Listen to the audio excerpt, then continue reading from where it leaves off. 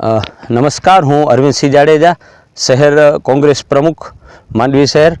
આજે અમે સૌપ્રથમ આ હોદ્દો મળ્યા પછી જ્યારે સોનલધામ કાઠડા આવ્યા અને સોનલ માતાના મંદિરમાં જઈ માતાજીને શીશ નમાવી અમે દર્શન કર્યા અને અહીંયા એવી અરજ કરી છે કે હાલે જે આખા ગુજરાતમાં એક મુદ્દો આવી રહ્યો છે કે કાઠડા ગામની જે ગૌચર જમીન છે એ ગૌચર જમીન રાજ્ય સરકાર અદાણીને ફાળવી રહી છે અને અહીંયા અદાણીનો કાર્ગો આવી રહ્યો છે।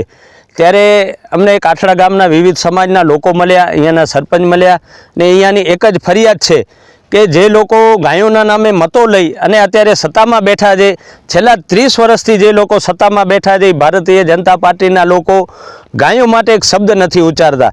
અહીંયાના MLA હોય કે અહીંયાના MP હોય જે ગાયોના નામે મતો લઈ જાય છે। કાઠડા ગામ વર્ષોથી ભારતીય જનતા પાર્ટીને મોટી લીડ અપાવતું રહ્યું છે। આજે એ ગામનો મુદ્દો છે તો એ લોકો ઘર જાલીને બેસી ગયા છે। અહીંયા તમે જોઈ લ્યો છો કે આ જે કાઠડાની સેંકડો એકર ગૌચર જમીન છે એમાં આ ગૌધન ચરિયાણ કરી રહ્યું છે।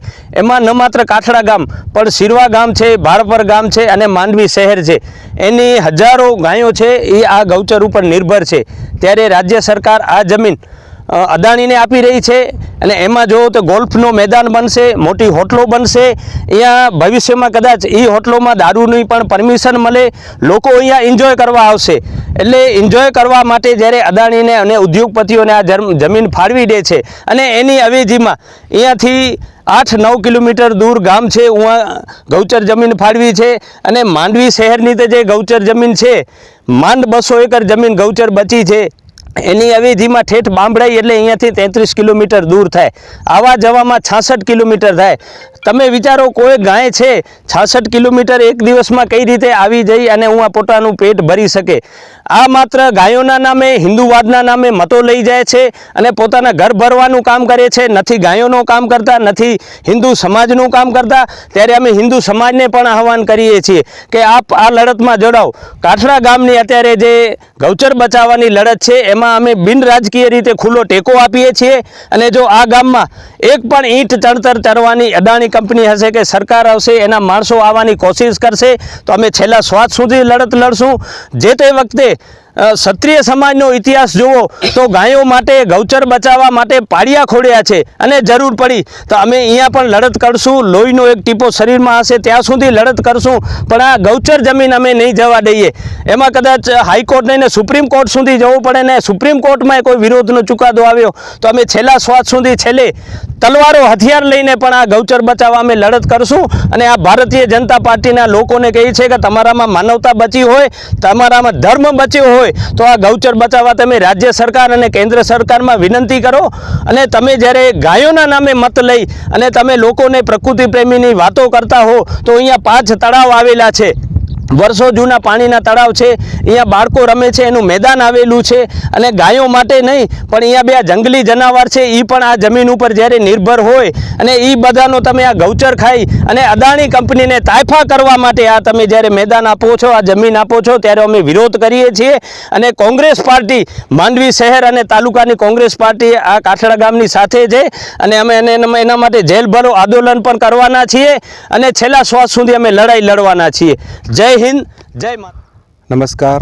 सौप्रथम माँ सोनल ने वंदन અને આજરોજ માતાજીના આશીર્વાદ લઈ અને ગ્રામ લોકો સાથે અમે ચર્ચા કરી।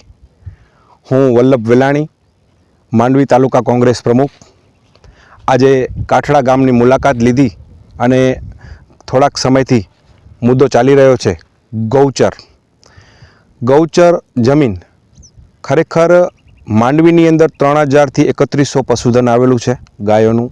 કાઠડા ગામની અંદર પણ 2000 થી 2500 જેટલી ગાયોધન આવેલું છે। હાલે ગૌચરના અને ગૌ માતાના નામથી જે સરકાર હાલે રાજ કરી રહી છે અને તેમના સત્તાધીશો, તેમના નેતાઓ ગૌચર દબાવવી નહીં, ગૌચર દબાવવાથી પાપ લાગે, આવા બધા મુદ્દાઓ અને આવી રજૂઆતો કરતા હોય છે। અને જ્યારે હાલે આટલી મોટી સેંકડો એકર જમીન, કાઠડા ગામની 212 એકર અને માંડવીની 375 એકર જમીન હાલે કાર્ગોને આપવામાં આવી રહી છે। કાર્ગો એટલે કોણ?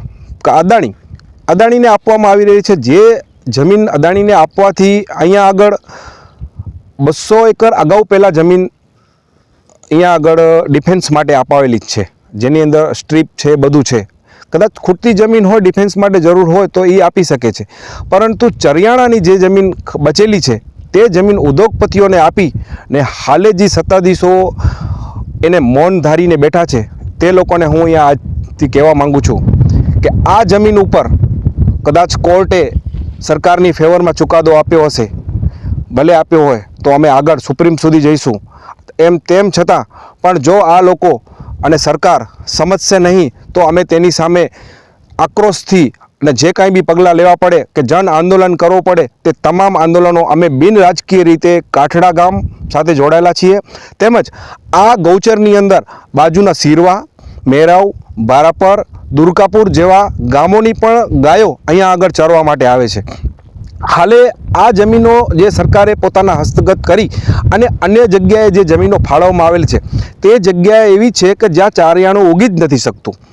હવે એ જગ્યા એમને આપવામાં આવી છે. સાથે સાથે એ જમીનો અહીંયાથી કાઠડા ગામની જમીન જે આપવામાં આવી છે નાના લઈ જાય એ 9 કિલોમીટર કે 8 કિલોમીટર જેટલી દૂર છે, અને માંડવી સીમની જે જમીન 375 એને આપવામાં આવી છે તે જે જગ્યા બામડાઈ ગામની સીમમાં આપવામાં આવી છે તે 33 કિલોમીટર દૂર છે.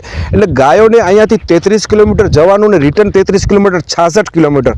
આજે મારી સાથે અહીંયા આગળ ગોવારિયા પણ ઊભા છે.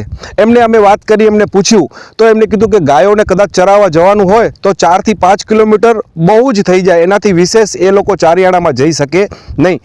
હાલે જે સરકાર ગાયોના નામથી રાજમાં આવી છે અને આજે આપણે નાના હોય કે મોટા તમામ સમાજના લોકો ગાયનું દૂધ પીએ છે, ચા પીએ છે. તેમજ આપણા હિન્દુ સંસ્કૃતિની અંદર ગાયનું પંચામૃત બનાવવાનું હોય કે ઘરે દીવો લગાડવાનો હોય તો એમાં પણ ગાયના ઘીની જરૂર પડે છે. ત્યારે આ પશુધનને બચાવવાના બદલે એ લોકોને એને નષ્ટ કરવામાં આ લાગ્યા છે. ત્યારે અમે કોંગ્રેસ ગ્રુપ દ્વારા બિન રાજકીય રીતે અમે કાઠડા ગામને પૂરેપૂરો ટેકો આપીએ છીએ અને જે કાંઈ બી લડત થશે એની અંદર અમે એમને પૂરો સહકાર આપીએ છીએ. જય હિન્દ, જય ભારત.